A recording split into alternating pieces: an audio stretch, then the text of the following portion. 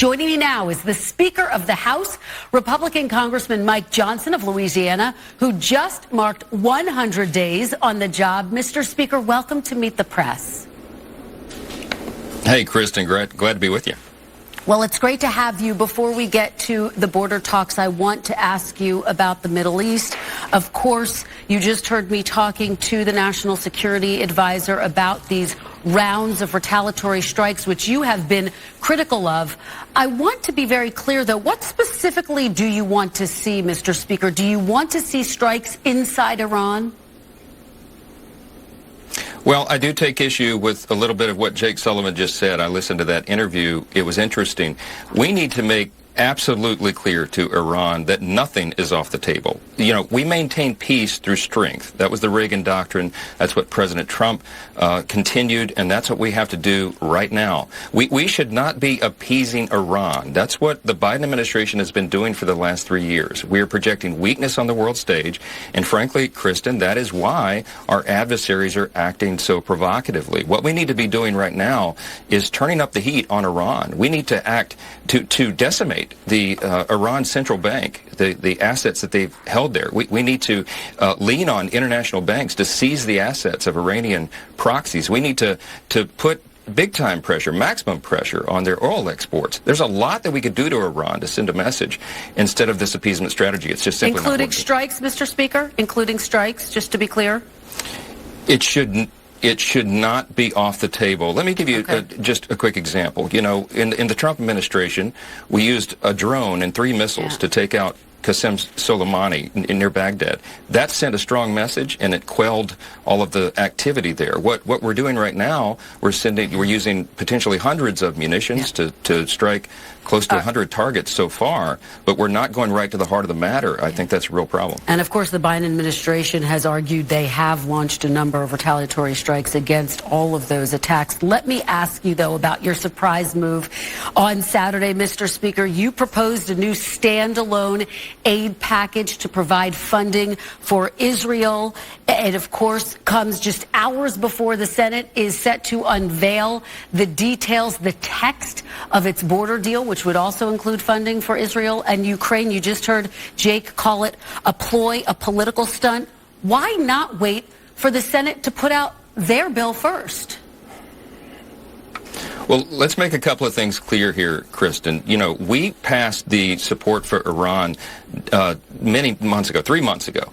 Immediately after I became Speaker, we sent the necessary resources there. We passed our bill on border security 9 months ago. It's been sitting on Chuck Schumer's desk collecting dust ever since. The H.R. 2, which is our signature bill right out of the beginning, right out of the blocks for the House Republican Conference and our Republican majority, would have solved this problem. We would resolve the broken asylum system and the broken parole system. We would reinstitute Remain in Mexico, which would stem the flow by probably 70%. We would end the catch and release, the mass releases of illegals into our country that's happened. This border is out of control. All these problems have mounted, and the Senate has been dithering ever since. We cannot wait anymore. The reason we are going to send the new Israel package over is because the time is urgent, and we have to take care of that responsibility. Mr. Speaker, as you know, that bill that you passed in the House would be dead on arrival in the Senate. Your Republican colleagues in the Senate have said as much. So I guess my question is, did you propose this standalone Israel aid package to kill this compromise deal in the Senate? No, we've made very clear what the requirements of the House were, and that is to solve the problem at the border. Apparently, the Senate has not been able to come to an agreement. They've been suggesting text should be filed maybe today, but we've been told the same thing for months now. We've been awaiting their action. We cannot wait any longer. The House is willing to lead, and the reason we have to take care of this Israel situation right now is because the situation has escalated, of course. I mean, the Hamas terrorists have not relented in their attacks on Israel. We're now having, of course, U.S. personnel being fired upon there, and of course, with the retaliatory strikes that are taking place, the heat has been turned up there. Israel has never been in greater need of our support, and the House is serious about that. I believe we'll pass this with a wide margin and take care of that responsibility. As you know, though, the Senate is poised to release the bill text today, Mr. Speaker. Let's talk about what is in it. We haven't seen all of the details yet, but it is expected to speed up the asylum process, mandate DHS shut down the border during surges, end so-called catch and release, which you just mentioned, and expand migrant detentions, just to name a few of the things that it does. Will you put a bill like that on the floor for a vote, given that you're saying we have to address the crisis at the border? Well, you're addressing some of the rumors about what are in this text. It's been negotiated behind closed doors by a small handful of persons, and even most of the members of the Senate don't know what's in it. What we've also heard is in it is that there might be limits of thousands per day before retaliatory measures or any measures would be taken place to shut down the border. But here's the essential point. The President of the United States opened the border. We documented 64 specific actions that Joe Biden and his agencies have taken to create this catastrophe. They did it intentionally. That's why his approval rating is in the tank. 60% of the people disapprove by your latest poll. The reason the presidency is imperiled, as your opening monologue stated, is because this is an abject failure of leadership. The American people are done with this. The border has to be secured. The president has the authority right now. He doesn't need another act of Congress. He could do it right now, but he's unwilling to do it. As you know, the White House has completely dismissed the allegation that in any way the migrants and surge in migrants have been intentional on the part of the president. In terms of him being able to take action right now, Mr. Speaker, you know as well as I do that an executive order would only be met by legal challenges. You have a chance to do something right now. The details we laid out are not rumors. That is based on negotiators who were in the room. Were you offered a briefing on this compromise bill, and will you put it on the floor? Well, when they began to do the negotiation, I suggested immediately after taking the gavel, I suggested to Senate leadership that the House should be involved. We should be in the room. I wanted to send the chairman of our committees of jurisdiction to be a part of that negotiation, and they said, no, let the Senate take care of it. We'll send you something that is palatable. Were you offered a briefing, Mr. Speaker? What we're hearing right now is not. But were you offered a briefing?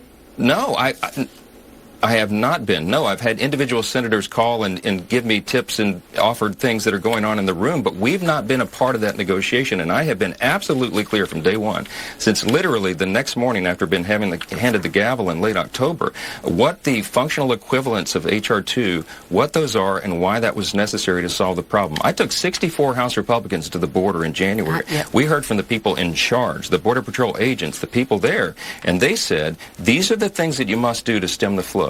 And the reason we have the biggest immigration catastrophe, border catastrophe in U.S. history is because President Biden took these actions. I can name them for you specifically what he did. Speaker, he does have executive authority right now. Mr. Speaker, you talk about H.R. 2. Again, Senator Lindsey Graham, your Republican colleagues say that stands no chance of passing through the Senate. You have an opportunity to do something right now about the situation at the border, which you've been calling for new legislation on the border since you first took office. But let me ask you about Donald Trump. He said any Republican who votes for this deal should be ashamed of themselves. You've said you speak to him frequently and that you've discussed this deal with him, quote, at length. Is Donald Trump calling the shots here, Mr. Speaker? Of course not. He's not calling the shots. I am calling the shots for the House. That's our responsibility. And I have been saying this far longer than President Trump has. I have been saying what the requirements are to fix the problem. I don't care if they call the legislation H.R. 2 or not. What we're saying is you have to stem the flow. The president has executive authority right now. As Congress does this negotiation and the debate and discussion, the president can stop it. Section 212F of the Immigration and Nationality Act, the Supreme Court has already acknowledged, gives the president broad executive authority. He could close the border literally overnight, but he refuses to do it. You know that former President Trump took executive action. He got tied up in the courts. Any executive action is going to get tied up in the courts. You have been calling for legislative change to actually deal with this problem. You are now the Speaker of the House. Do you not have a responsibility to your voters, to the people who put you in office, to address what you have called a crisis and a catastrophe? Isn't something better than nothing? Kristen, we did that. We did that 9 months ago. And since we passed our measure in the House to solve this problem, and the reason we had to do it is because we saw that President Biden was not fulfilling his obligation under the law. That's why this is such a failure of leadership. But we did our part. And by the way, since then, in the 9 months since that bill has sat on Chuck Schumer's desk collecting dust, 1.8 million illegals have been allowed into this country, welcomed into the country, sent around the nation into every communities near everyone listening and watching this morning. And that is a catastrophe. And the American people know it, and that's part of the reason that Joe Biden has the lowest approval rating of any president facing re-election. Even former President Trump, though, called for legislative change on this issue. You have one of the slimmest majorities in the House in history. Don't you have to compromise to get something done? What you passed in the House can't pass in the Senate, Mr. Speaker. You know that. We are willing to work. We are willing to work with the Senate. I am not disclosing that, and I've been very consistent.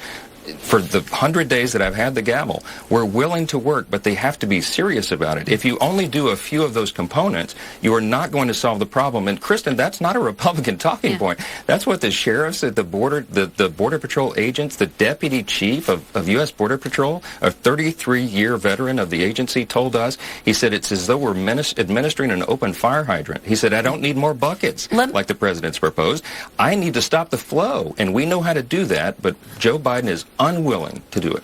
Let me ask you about your decision. And by the way, Joe Biden has said he would shut down the border. He's calling for more funding. He's calling for you to pass this legislation. Let me ask you about your move to impeach Secretary Alejandro Mayorkas. You accuse him of, quote, willful and systemic refusal to comply with the law, a breach of public trust. Mayorkas has said these claims are baseless and politically motivated.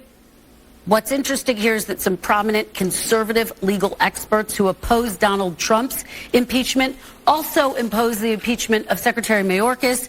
This is what Jonathan Turley had to say, Mr. Speaker. He says there is no current evidence that he is corrupt or committed an impeachable offense. He can be legitimately accused of effectuating an open border policy, but that is a disagreement on policy. What has not been shown is conduct by the secretary that could be viewed as criminal or impeachable. Are you impeaching Secretary Mayorkas over a policy disagreement? Jonathan Turley is a friend and a former colleague. I was a constitutional law attorney and practitioner, litigator myself.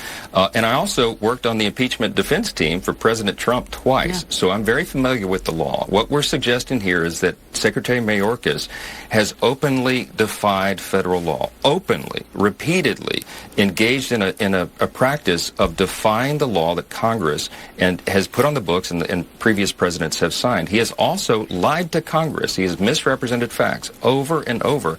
And by that, and because of that, he's obstructed congressional oversight. All of these are constitutional responsibilities that we are unable to fulfill because this cabinet secretary has decided to defy federal law.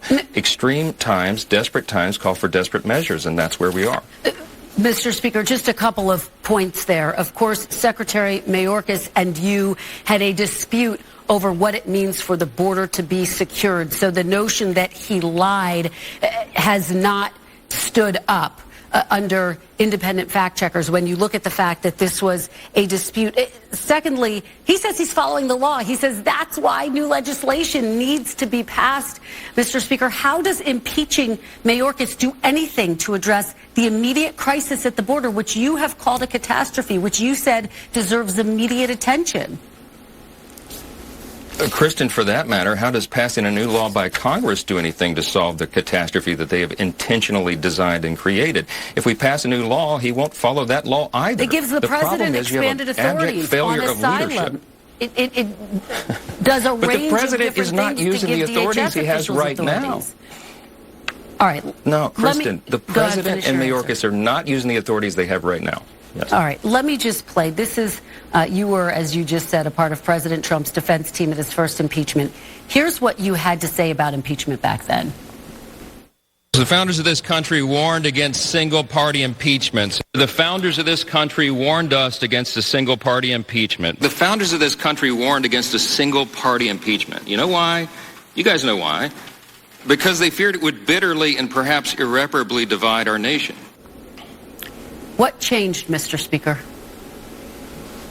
Nothing's changed. I would repeat the same refrain over and over because facts are stubborn things and they do not change. The Constitution does not change. Impeachment power is probably the heaviest power that the House of Representatives is given in the Constitution. Next to the declaration of war, you can argue it's the most serious power we have.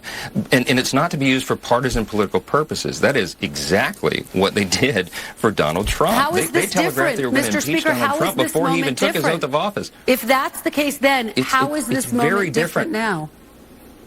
Kristen, in many ways. Let me explain the many ways. For one, the House has methodically, slowly, deliberately gone through the impeachment process, impeachment inquiry, impeachment investigation on Mayorkas and President Biden himself. We've involved 3 different committees of jurisdiction, judiciary, oversight, ways and means. We have followed the facts where they have led, not for political purposes, not because we take pleasure in this. It's, again, a heavy thing to look at the impeachment of a president or a cabinet secretary. But these facts require it. The House of Representatives has the constitutional responsibility of impeachment, and that begins with the investigation, and it must be very carefully, methodically done in a nonpartisan manner. That's exactly what the House Republican majority has done here, and it is exactly the opposite of what the House Democrats did in the previous administration. That is a fact, and we can follow those facts and understand them for what they are. All right. And of course, Secretary Mayorkas has said that the allegations against him are baseless. Mr. Speaker, we really appreciate your time this morning. We do hope that you will come back. We have a lot more to talk about, but there was a lot to discuss about the border today and foreign policy. Thank you.